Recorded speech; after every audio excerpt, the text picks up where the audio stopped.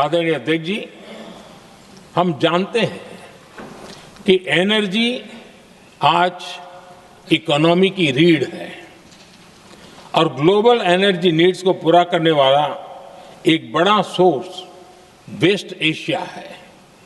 स्वाभाविक है कि दुनिया भर की अर्थव्यवस्था वर्तमान संकट से प्रभावित हो रही है और भारत पर इसका कम से कम दुष्प्रभाव हो, इसके लिए निरंतर प्रयास किए जा रहे हैं। सरकार इसके शॉर्ट टर्म, मीडियम टर्म और लॉन्ग टर्म ऐसे हर असर के लिए एक रणनीति के साथ काम कर रही है। आज भारत की इकोनॉमी के फंडामेंटल्स मजबूत है, इससे भी देश को बहुत मदद मिली है। हम हर सेक्टर के स्टेक होल्डर्स के साथ चर्चा कर रहे हैं। जहां भी जरूरत है उस सेक्टर को आवश्यक सपोर्ट दिया जा रहा है। भारत सरकार ने एक इंटर मिनिस्ट्रियल ग्रुप भी बनाया है। ये ग्रुप हर रोज मिलता है और हमारे इंपोर्ट एक्सपोर्ट में आने वाली हर दिक्कत का आकलन करता है और ये ग्रुप आवश्यक समाधान पर भी निरंतर काम करता है। मुझे पूरा भरोसा है कि सरकार और इंडस्ट्री के साझा प्रयासों से हम परिस्थितियों का बेहतर सामना कर पाएंगे। माननीय अध्यक्ष जी, एक बड़ा सवाल ये है कि युद्ध का खेती पर क्या प्रभाव होगा। देश के किसानों ने हमारे अन्न के भंडार भर रखे हैं, इसलिए भारत के पास पर्याप्त खाद्यान्न है। हमारा ये भी प्रयास है कि खरीफ सीजन की ठीक से बुआई हो सके। सरकार ने बीते सालों में आपात स्थिति से निपटने के लिए खाद की पर्याप्त व्यवस्था भी की है। अतीत में भी हमारी सरकार ने दुनिया के संकटों का बोझ किसानों पर नहीं पड़ने दिया था। कोरोना और उस समय के युद्धों के दौरान उस समय भी ग्लोबल सप्लाई चेन में डिस्ट्रप्शन आ गई थी। दुनिया के बाजार में यूरिया की एक बोरी 3,000 रुपये तक पहुंच गई, लेकिन भारत के किसानों को वही बोरी 300 रुपये से भी कम कीमत में उपलब्ध कराई गई। अध्यक्ष जी, देश के किसानों को इस प्रकार के संकटों से बचाने के लिए भी बीते वर्षों में अनेक कदम उठाए गए हैं। पिछले एक दशक में देश में 6 यूरिया प्लांट शुरू किए गए हैं। इससे सालाना 76 लाख मैट्रिक टन से अधिक की यूरिया प्रोडक्शन कैपेसिटी जुड़ी है। इस दौरान डीएपी और एनपीकेएस जैसी खाद का घरेलू उत्पादन भी करीब 50 लाख मैट्रिक टन बढ़ाया गया है। इतना ही नहीं, तेल और गैस की तरह खाद के आयात को भी डाइवर्सिफाई किया गया है। ऐसे ही डीएपी और एनपीके के आयात के लिए भी हमने अपने विकल्पों को विस्तार किया है। अध्यक्ष जी, सरकार ने देश के किसानों को made in India nano urea का विकल्प भी दिया है। सरकार किसानों को प्राकृतिक खेती के लिए भी प्रोत्साहित कर रही है। पीएम कुसुम योजना के तहत किसानों को 22 लाख से ज्यादा सोलर पंप दिए गए हैं। इससे भी डीजल पर उनकी निर्भरता कम हुई है। मैं सदन के माध्यम से देश के किसानों को विश्वास दिलाता हूं कि सरकार किसानों की हर संभव मदद करती रहेगी। आदरणीय अध्यक्ष जी, युद्ध का एक बहुत बड़ा चैलेंज ये भी है कि भारत में गर्मी का मौसम शुरू हो रहा है। आने वाले समय में बढ़ती गर्मी के साथ बिजली की डिमांड बढ़ती जाएगी। फिलहाल देश के सभी पावर प्लांट्स के पर्याप्त कोल स्टॉक्स उपलब्ध है।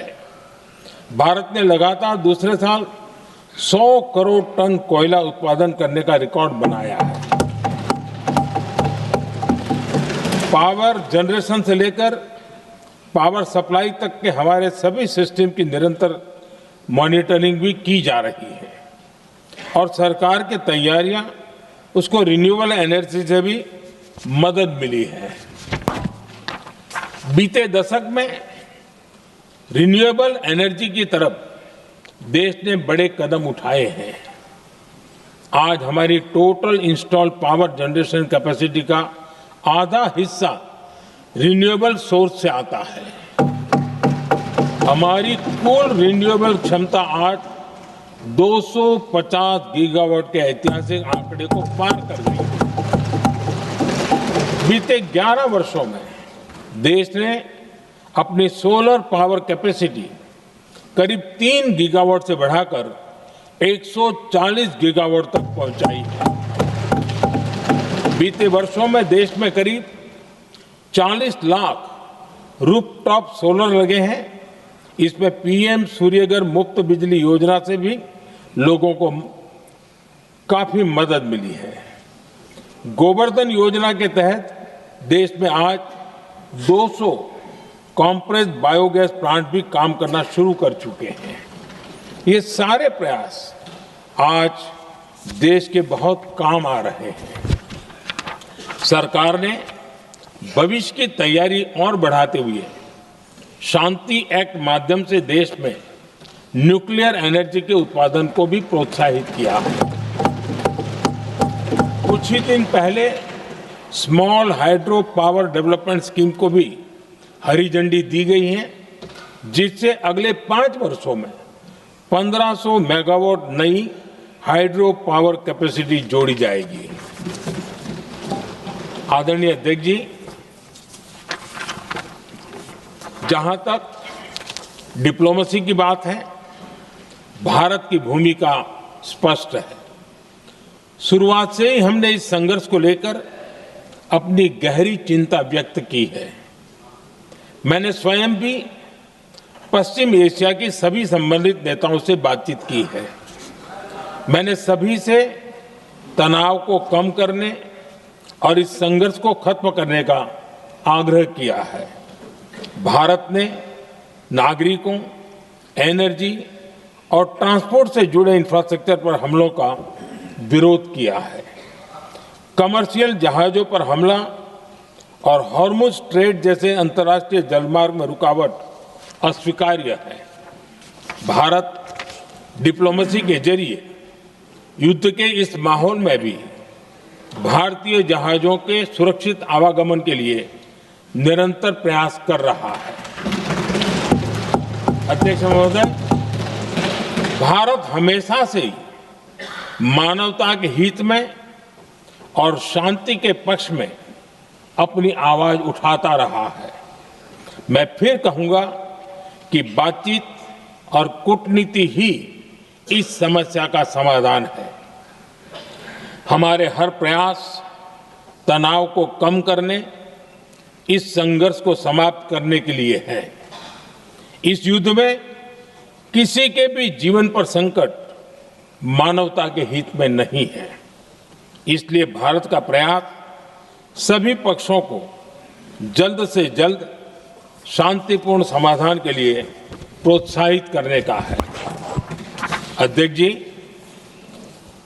जब ऐसे संकट आते हैं तो कुछ तत्व इसका गलत फायदा उठाने की कोशिश भी करते हैं। इसलिए कानून व्यवस्था सुनिश्चित करने वाली सभी एजेंसियों को अलर्ट पर रखा गया है।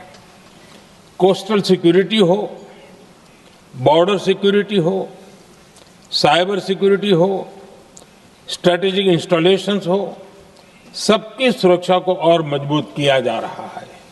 अध्यक्ष जी, इस युद्ध के कारण दुनिया में जो कठिन हालात बने हैं, उनका प्रभाव लंबे समय तक बने रहने की आशंका है। इसलिए हमें तैयार रहना होगा, हमें एकजुट रहना होगा।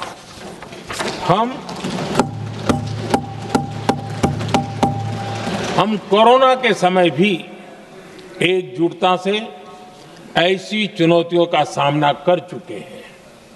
अब हमें फिर से उसी तरह तैयार रहने की आवश्यकता है। धीरज के साथ, संयम के साथ, शांत मन से हमें हर चुनौती का मुकाबला करना है और यही हमारी पहचान है, यही हमारी ताकत है। और हाँ, हमें बहुत सावधान और सतर्क भी रहना है। हालात का फायदा उठाने वाले झूठ फैलाने का प्रयास करेंगे, ऐसे लोगों की कोशिशों को सफल नहीं होने देना है। मैं देश की सभी राज्य सरकारों से भी इस सदन के माध्यम से आग्रह करूंगा, ऐसे समय में कालाबाजारी करने वाले, जमाखोरी करने वाले एक्टिव हो जाते हैं। इसके लिए कड़ी मॉनिटरिंग जरूरी है। जहां से भी ऐसी शिकायतें आती हैं, वहां त्वरित कार्रवाई होनी चाहिए। देश की हर सरकार और देश का हर नागरिक जब मिलकर चलेंगे तो हम हर चुनौती को चुनौती दे सकते हैं। इसी आग्रह के साथ मैं अपना वक्तव्य समाप्त करता हूं। बहुत बहुत धन्यवाद।